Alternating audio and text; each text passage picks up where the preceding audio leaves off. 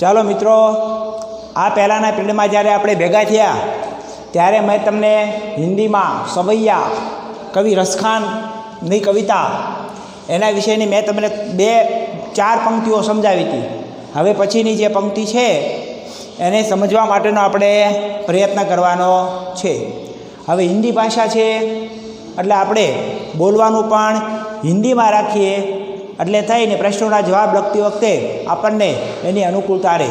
કોઈ પણ ભાષા શીખવી હોય તો એ ભાષામાં જ્યારે આપણે બોલીએ છીએ ત્યારે એ ભાષા આપણે આનંદથી શીખી શકીએ છીએ. એટલા માટે હિન્દીમાં બોલશું અને એ રીતે આપણે આ કામ કરવા માટેનો પૂરેપૂરો પ્રયત્ન કરશું. બરાબર. ये कविता कवि श्री रसखान के द्वारा लिखी गई कविता है. मैंने इससे पहले के पीरियड में आपको क्लास में आपको बताया था कि रसखान मुस्लिम कवि है, फिर भी इस कवि के द्वारा विठलनाथ जी महाराज से दीक्षा उन्होंने ग्रहण की और भगवान कृष्ण की कविता ब्रज भाषा में उन्होंने लिखी हुई दिखाई देती है. ऐसे ये रसखान कवि है. भगवान कृष्ण की भक्ति में लीन है. भगवान कृष्ण को ही वो अपना सब कुछ समझते हैं, आराध्य देव समझते हैं. ये कविता के माध्यम से हमें बताया गया है.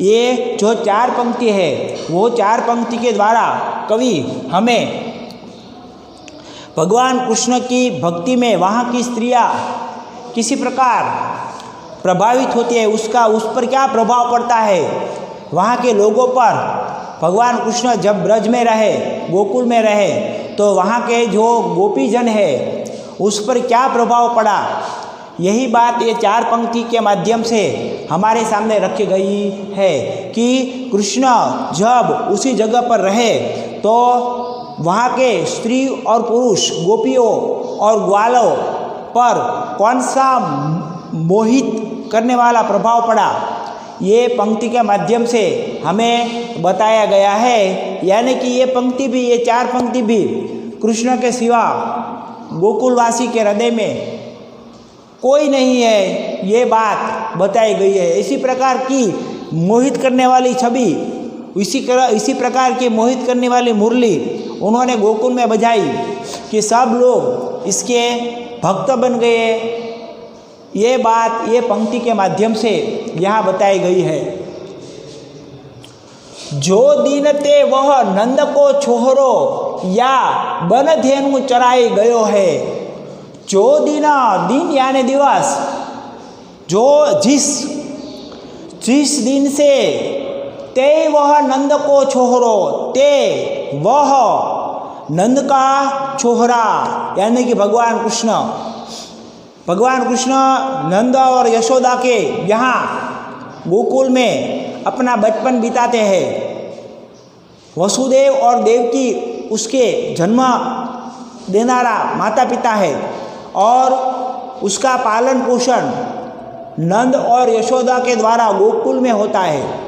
और इसलिए यहाँ कहा गया जो दिन से वह नंद को छोहरो, जिस दिन से वो नंद का बेटा यानी कि भगवान कृष्ण या बन धेनु चराए गयो है, गोकुल में गायों को चराने के बाद चला गया है.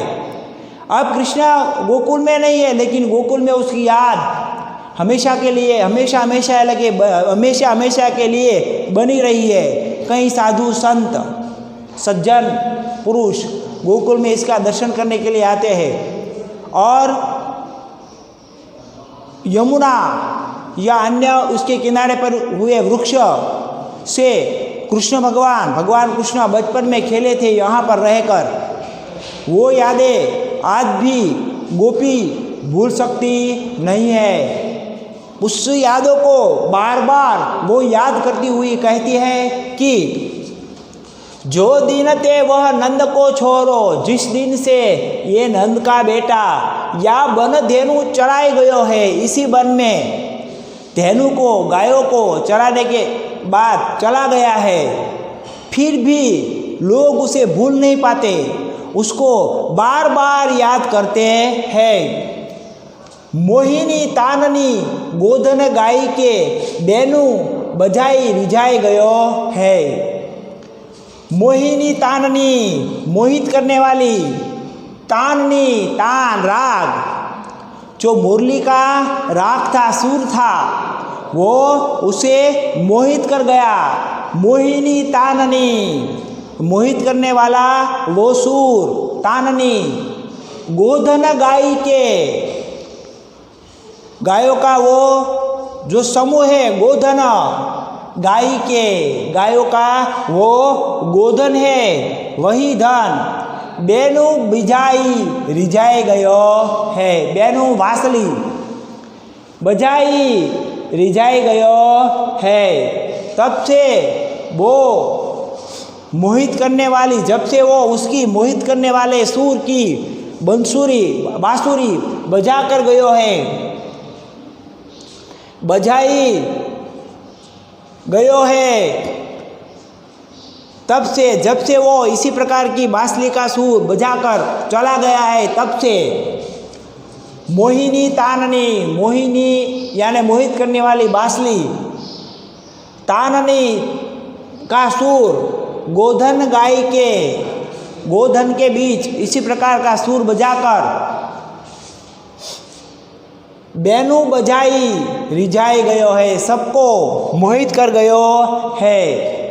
जब से वो गोकुल में आया है कृष्ण भगवान, तब से वो गायों को चराने के लिए जाते हैं और साथ साथ बांसुरी बजाते हैं। बेनु बजाई बांसुरी बजाता है और बांसुरी बजाकर कई लोगों को मोहित करता है। पछे रिझाई गयो है, कई लोगों अब उसके बिना रह नहीं सकता, उसकी याद उसे बार बार आती है, क्योंकि भगवान कृष्ण ने वहाँ पर बांसुरी बजाई थी। गाय और गोपीजन या अन्य स्त्रियाँ गोकुल की उसकी जब बांसुरी सुनते थे तो उस पर मोहित हो जाती थी। आज भी गोकुल के ये बाल, ये स्त्री, पुरुष सब भगवान कृष्ण की बांसुरी को याद करते हैं। इसलिए पंक्ति में बताया गया, मोहिनी ताननी, मोहिनी मोहित करने वाली, मोहित करने वाला वह सूर, गोधन गाय के, गोधन गायों का धन के साथ उन्होंने इसी प्रकार की बांसुरी बजाई, बेनु बजाई, बांसुरी बजाकर रिझाई गयो है। वो हमें मोहित कर गया है, हर एक व्यक्ति उसकी याद में मोहित हो गया है, रिझाई गयो है, वो इसकी याद में डूब गया है। ताही धरी कुछ टोना सो के, ताही उस दिन से, धरी उस दिन की घड़ी से, समय से, कछु टोना सो के, गोकुल में जैसे कोई जादू हुआ है, टोना हुआ है, हर एक व्यक्ति कृष्ण की बातों में मोहित होने लगा है, बांसुरी में मोहित होने लगा है, उसकी बात में भी वो मोहित होने लगा है।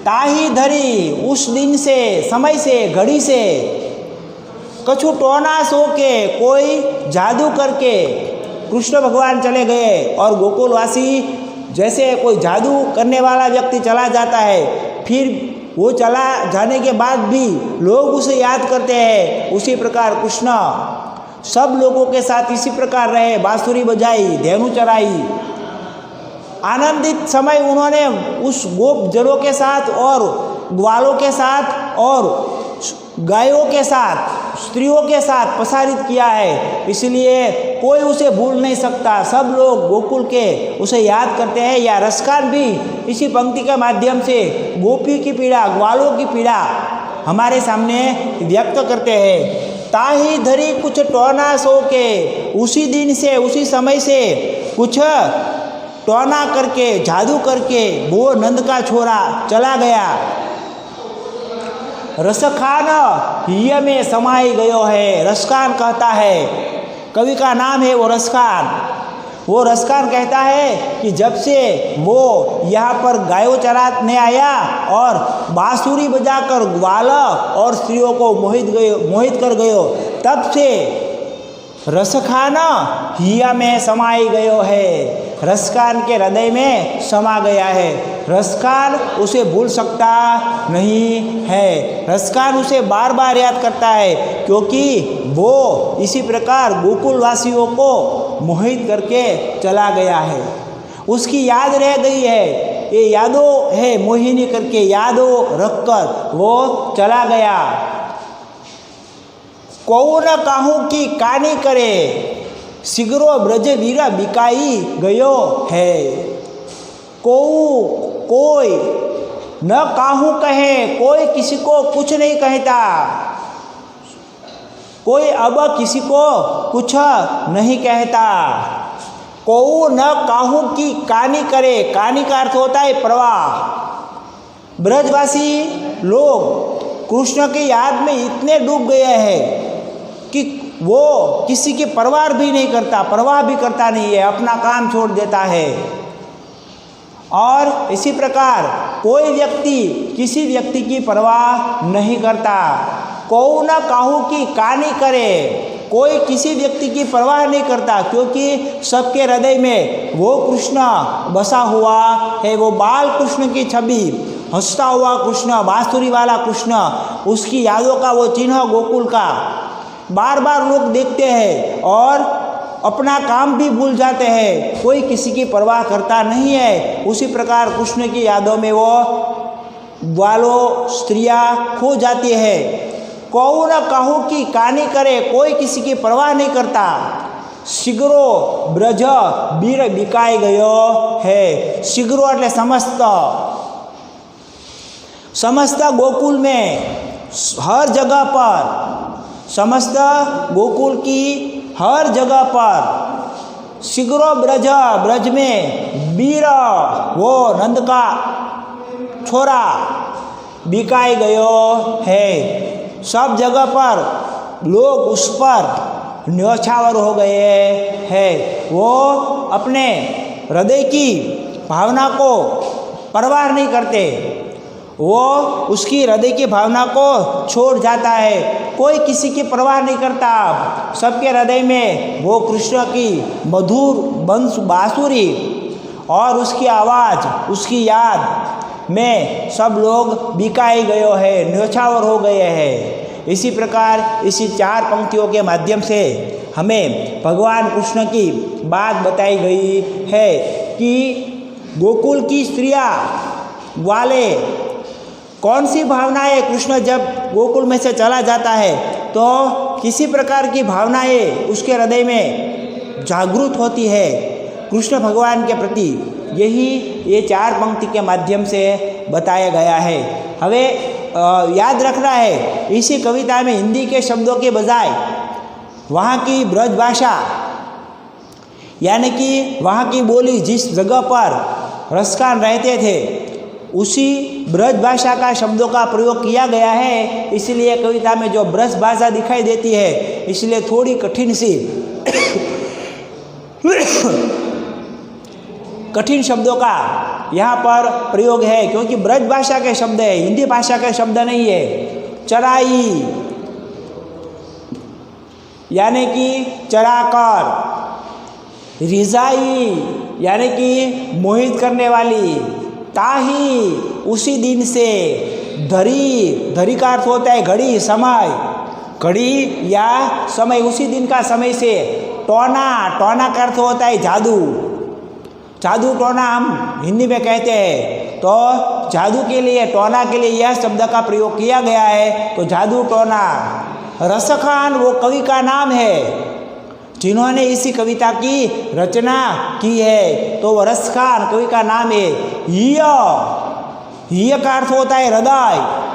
वो सब लोगों के हृदय में, गोकुलवासियों के हृदय में समा गया है, यानी कि हिय में समाये गयो है, हृदय में भगवान कृष्ण समाया हुआ है। कौन काहू की कानी करे, कोहू कोई,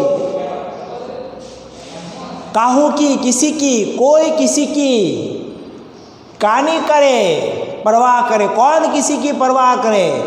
सब लोग कृष्ण की यादों में खोए हुए हैं, इसलिए कोई किसी की परवाह करता नहीं है।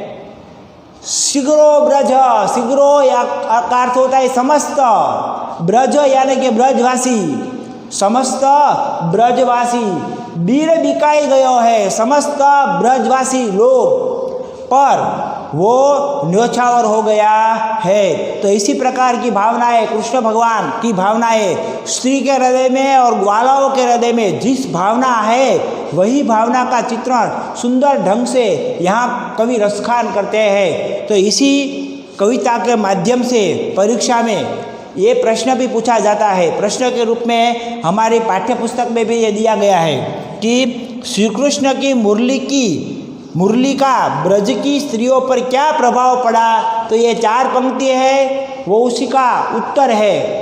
मैं आपको घर काम के रूप में ये प्रश्न देता हूँ, 2 बार यही प्रश्न का उत्तर आपको लिखना पड़ेगा। यहाँ हम इस कविता का ये 4 पंक्ति को पूर्ण करते हैं।